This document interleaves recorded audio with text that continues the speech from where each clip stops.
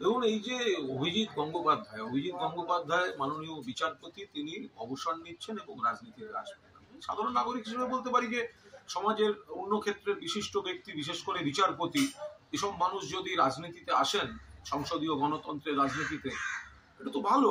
এ ধরনের মানুষ আসা খুবই ভালো। মানে আমি স্বাগত জানাচ্ছি, শুভেচ্ছা জানাচ্ছি, এবং নতুন ইনিংস ভালোভাবে চলুক।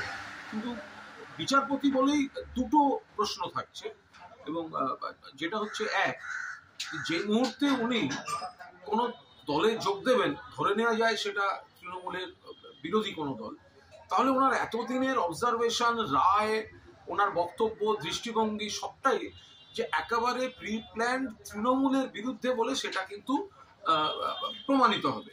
আর দুই হচ্ছে, যদি যে দলেই যোগ দিন, সেখানেও দুর্নীতির অভিযোগ কারুর না কারুর বিরুদ্ধে আছে, সেখানেও কোনো অন্যায় কাজ ইত্যাদি, তো তখন তো উনি এইভাবে প্রতিবাদ করতে পারবেন না। ওনাকে তো তখন সেই দলের নীতি, সেই নেতাদের মেনে রাজনীতি করতে হবে। ফলে এগুলো নিশ্চয়ই উনি ভেবে করবেন, সেটা আশা করবেন।